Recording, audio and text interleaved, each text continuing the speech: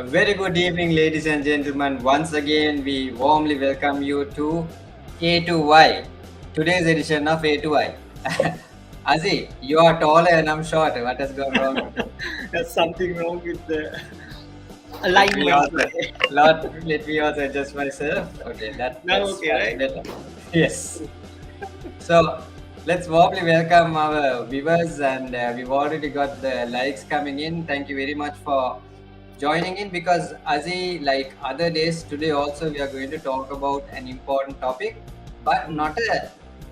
not a probably not a theoretical topic, right? Not Yeah, something that we would talk about. It's just our opinion, our comments that we're going to talk about. So agree to disagree with us, join us and comment. Hi Ranga, thank you for joining. Ranga is there as usual. So right. Azi, without any further ado, would you like to talk about what today's topic is? For sure, for sure. Shall I put the slide?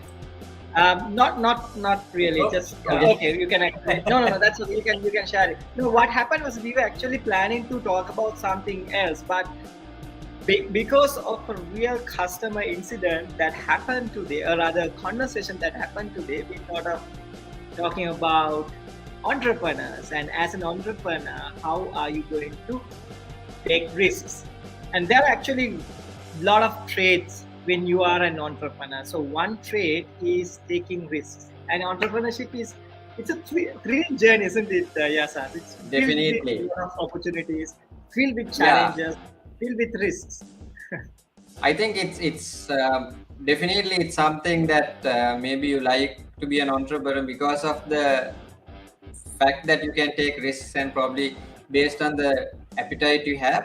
Of course, people may want to be an entrepreneur because they have a passion towards something and they want to do something for themselves, and that's also why there's a move towards entrepreneurship.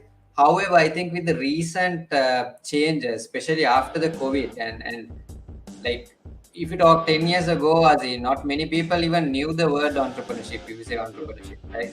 Even the singular name, Vyasaya Katte. Sorry, difficult to even say it because those Don't are ask me words to with say what? it. Don't ask me to say it. Yeah. Honestly, it's a tongue twister for me. Because people used to say, "Our business se cut karna" in singular, Hmm. right? Or Yes. businessman. That's kind of the word that people even use. So Yes. entrepreneurship itself, while the word has been there for a while, is something that came into use very recently. Now today, like AI, if you talk to many people, I'm sure most of them would know what entrepreneurship, the meaning of Hmm. entrepreneurship is. True. So being entrepreneurs ourselves, being an running Hash 33 over 10 years and having other entrepreneurial ventures in our life, having failures in entrepreneurship, trying to do certain things. I think we've gained some gray hair on that matter. And also, as Aziz said, today was just one prompt, but very recently, a couple of meetings we had, a Hmm. couple of exposure we've been having made us to think about, look, this is a repeatable thing. This kind of Hmm. the risk appetite is something that repeatedly comes.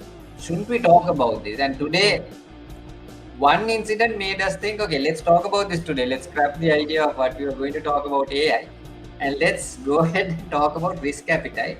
Because whatever business you are engaged in as an entrepreneur, it's very important to understand how you take your risk appetite. Because what happens as I believe every entrepreneur, as we discussed, has a risk appetite. Otherwise, they won't come into entrepreneurship. Of course, there are some people who think like if you do something on your own, you can really, prosper very easily. If you're lucky, maybe the first time you do whatever you start, maybe Yeah. if you're the only person in the world who's doing it, there can be chances that you would have been, you may prosper as an entrepreneur. Absolutely. Looking at the internet world, looking at the Zuckerbergs, the Elon Musk, youngsters also think, look, we can really do well if we have our own entrepreneurship. But sometimes you don't understand it's the tears behind it, the guts behind it, the The depression some pain, people have through it, the pain, pain, the sweat, tension. blood. It's all like an iceberg. You don't see what's below it. So True. we thought we'll talk about this topic and go a bit detailed in what we've seen as entrepreneurial. Not I wouldn't even say entrepreneurial traits, Mm. things that we've noticed of entrepreneurs and how it affects their risk appetite when they make decisions. So let's move into this. This is a diagram I would like to talk about. I think it's similar to what we call the product life cycle model, but this is the entrepreneurial life cycle. So you start with the idea generation. Now that's not there on the diagram, and then what happens is you start investing into it. Either you self fund yourself, or you get Mm. venture capitalists, or you get investors. You get seed investors, and you get some funding to start your journey. And when we mean funders, it doesn't have to even be like serious business entrepreneurs or other serious venture capitalists who invest. Most of the time, we've heard stories about parents investing in kids, like giving them some money and they buy something and they start their business in their garage. Mm. Like today, probably not in garage. Everybody wants to start in incubator platforms, in what do you call co-working areas, Co-working in spaces. yeah, hi-fi offices. Probably it has shifted a bit, but reality is if you're starting a startup journey, most of the time you're Mm. looking at low-cost operations. Unless you have deep pockets to start your business, you would start in wherever you could. I remember when we started Hash 33, back then there was no remote concept, but we started remotely. Mm. Like Richard, who was our first employee, who started from home and using his own laptop. So Yep. that's how we started our journey, right? So didn't really worry about fancy offices, and today we come back to that same situation because of COVID and remote working. We Mm. don't worry about fancy offices anymore. But that's basically how you start. Then you go through the startup phase, which means you do a lot of things. You knock your head on the rock many times. You hurt yourself. You cry, and you slowly, step by step, you go up, and that's where your risk appetite needs to be Yeah. very palatable. You need to be able to fail, but fail fast, as you always say, and climb Mm. this phase until you hit a growth stage. Now, sometimes you go into Series B or maybe serious investment at the growth stage. Sometimes you list it as a public limited company on a stock exchange somewhere, and you get serious growth, or you get Mm. serious investment from large organizations and you have an exponential growth and you hit maturity. Now, once maturity is hit, there are only two ways.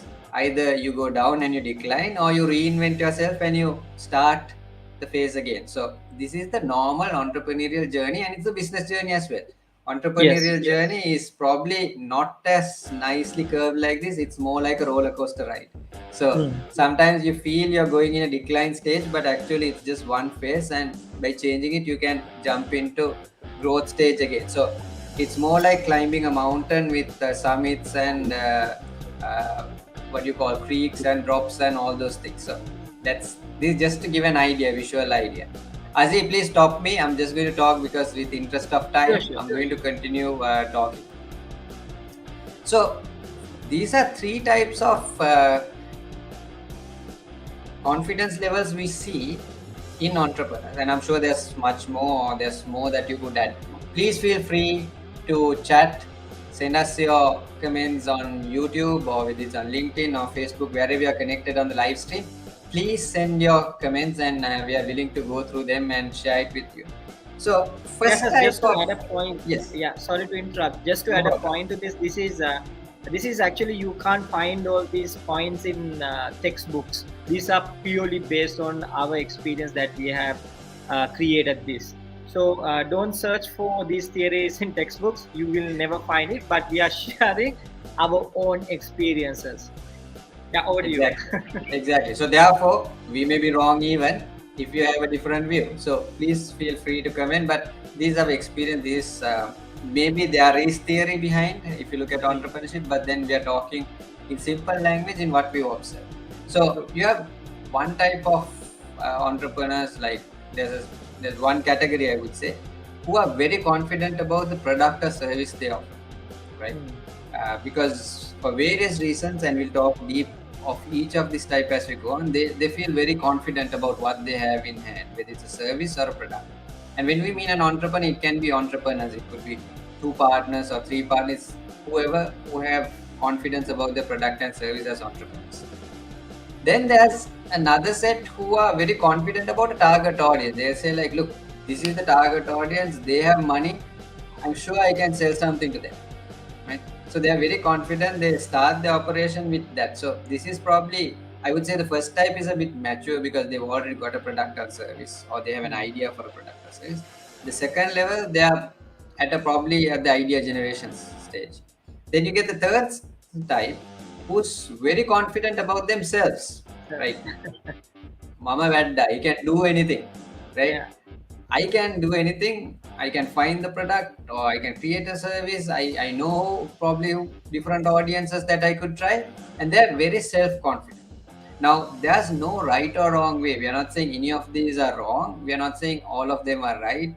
Or we are just stating out the three states that you would be. Or it could be someone who's like all three.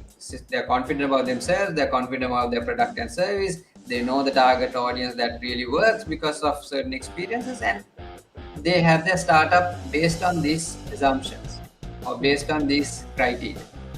So let's take a step more. Now, the ones who know about their product or service, who are confident about their product and service, their biggest challenge is finding the audience. They believe there is an audience out there for my product and service, and we just need to find it. Personally, I feel if it's a good product, okay, if it's a product or service that comes with good research, and even if it's an innovative product, there's always an audience in this world. You need to really find where they are and whether they can spend what you are expecting, but there's always an audience.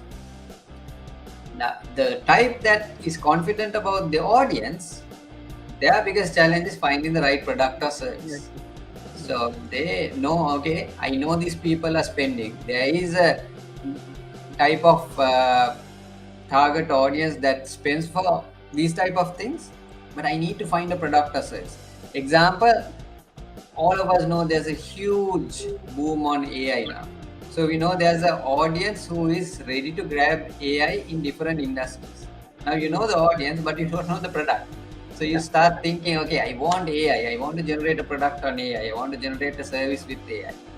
Because I see this audience, there's a gap in the market among this audience. But what is the product? That's the challenge. Then In fact, we were also at a stage in the second category also, isn't it, Yasas? And then exactly. moving to the first category. Yeah, I think we are shifting, right? We've also probably been self-confident ourselves. We've identified certain audiences and we've been thinking, okay, we can launch something here. Or we've got certain services, consultant services. We know that there's an audience out there. We need to find the audience. So yes, it's a combination. Sometimes one becomes dominant, sometimes everything becomes dominant, but these are the stages that you go through. Now let's take the first stage of this, Asi. If you have a product or service that you are confident about, as I said, your challenge is finding the right audience. Now, to do that, we need to really ask some questions. We need to ask the first question of how did you come up with this product or service? How did you create it? Is it because, example, you've been working in the industry for a while, you've been offering that type of service or product, and you've seen a gap in the market? So you're coming with some experience, you know, okay, every time I meet a customer, they've been asking me about this. And when I looked at the competition, when I looked out there, there's no one who could offer exactly that type of service, that type of product. So you identified a gap through your experience. Okay. Or you identify this problem and you engineered your own product. So maybe you're coming from an engineering background, you're coming from a design thinking background, and you've probably engineered a product, or maybe you created a service, right? So to a certain extent, you seen the problem, you created it, and you might have, in both instances, you might have already tested it on a particular audience. Maybe you asked audiences, okay, would you like something like this? If I brought a product like this, if I offered a service like this, would you be willing to spend this much? Maybe you have already tested and confirmed. Now that's the best situation, Nazar, because you know there is a problem, a legible problem. You know you have a solution for it, and you know your solution is working because you've tested it in particular audiences. Now this is the best scenario to be in. And if you're an entrepreneur and you're very confident about your product or service, this is exactly the stage you have to be in. You need to try to achieve. You need to test your product or service with your audience. Now, why do we say this and why are we going into today's topic, talking about what's your risk appetite? Because if you don't want to take certain risks, maybe you're taking a bigger risk in your life blindly because you are so confident in your product or service and you think, look, this will sell. It's like when Henry Ford built his car, he said, look, I'll build a car which is black and which will be this price and it will sell because there's no other thing out there, and as long as it's a black Ford, people will buy it. Absolutely. Yes. And also the BlackBerry story, right? So after Apple invented the touch phone and BlackBerry didn't change, they were so confident about the product, saying, hey, whatever the product comes, this is it. We are BlackBerry and this is going to sell. But eventually they failed. Exactly. Thank you, Ranga, for sharing it. Can you elaborate a little more on to which point are you sharing Titan's story? If you let us know, then we can probably go deep in that. Thanks, Ranga. So, exactly. So, if you are so confident about your product and you don't care about how good it is or whether it really works, it's probably, you're probably overthinking. You're probably hitting your head on the wall because you need to test marketing. Maybe you're right, but maybe it's not in the same format. Maybe it's not in the same pricing. Maybe it's not in the market you're thinking, right? Uh, Being a magician, a mentalist, this is something I always used to tell my colleagues. Sometimes we spend a lot of time mastering certain skills and we are go out there thinking, look, I'm so confident, I've got this superb act done, and you perform it and you don't get the reaction you expect from the audience. Whereas there's this super simple no-brainer effect that you perform and you get massive experience, massive reaction from the audience. Right? Response. So now this is a realization as magicians, mentalists, we always go through, and we're like, what?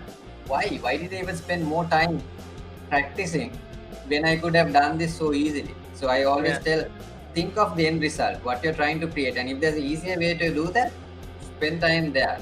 Not saying not to build your skills. So same thing here.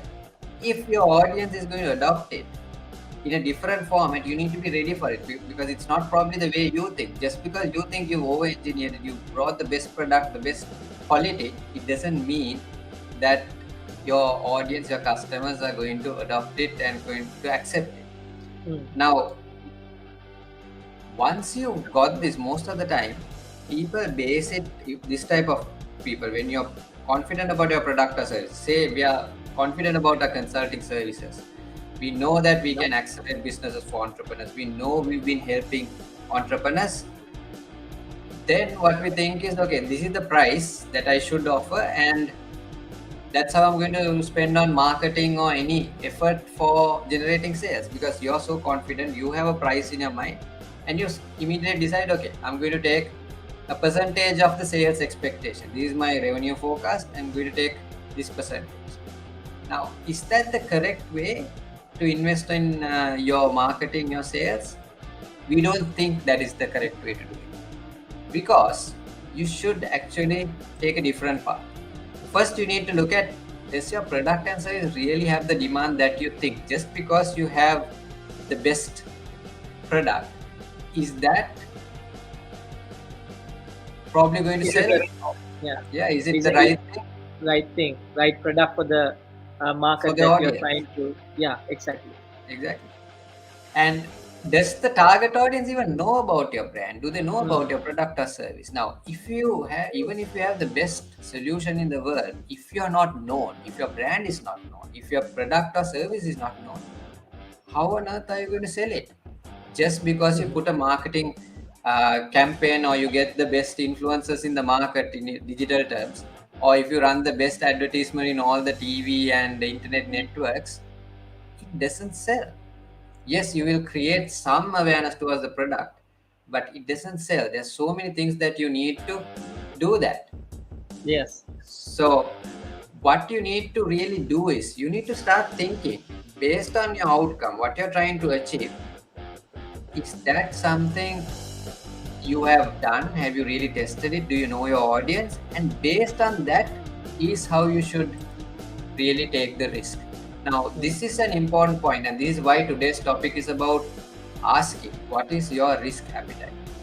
For example, if you don't have the brand awareness, if you don't know exactly whether your audience, if it's not tried and tested, if you haven't really brought it into the market and you know whether it's adoptable, whether they like the pricing, do they like the design, are they comfortable with the way you offer your service, you are really taking a risk that you never thought of. Maybe you don't even know that you're taking a risk because you're taking the biggest risk ever, going blindly into the market. And if you're doing that, doesn't mean that you will fail. You can succeed, but you need to have deeper pockets. Why? Because you need to learn from trial and error, and you're going to learn it in the hard way possible. So, which means you're taking a bigger Absolutely. risk. Now, Mhm. obviously, when we take risk, we say we need to take calculated risk. So you need to now start thinking, if I'm taking a calculated risk, am I ready to put in funds for the next 6 months or next 12 months to lose on this? And what we mean by that is you should be ready to think, even if I don't sell a single product, even if I don't get single customer signing up for my service, I'm going to invest the money I have just to see whether it works. And if it's not, I'm going to pivot fast. I'm going to change and I'm going to try it for the next 6 months or 12 months. That is the right appetite of risk that you need to have. I think, Kazi, we've passed the Correct. time and we need Yes. to Yes. really talk about this from there. So, we just brought an introduction about risk appetite and Mhm. the area we are trying to go into the move into. So, share this video with anyone who's an entrepreneur because they would, I'm sure they can link themselves, they can relate to this and they will have comments about it. On the other side, if you are planning to be an entrepreneur, if you are planning to get involved in something, a new startup, start thinking because we are going to probably give you some insights as to how you should start thinking about your risks and how you should invest in terms of achieving these goals and objectives. So, Adi, I think sadly, because of the time factor, we need to stop this here. But Yes. what Yes. we want to tell you is keep following us. You can follow us on Facebook. You can follow us on LinkedIn. #33 is the name. And sorry, Azi, I didn't let you talk much today. Anything you No want to add? worries. No worries. That's perfectly all right. Yeah. So with that, we'll probably end today's episode of A A to to Y. I. A to Y. I'm Yasa signing off, and And I'm Asi signing off. so see you See you next guys week next week. for another episode of A to I. Thank you very much. See you. Cheerio.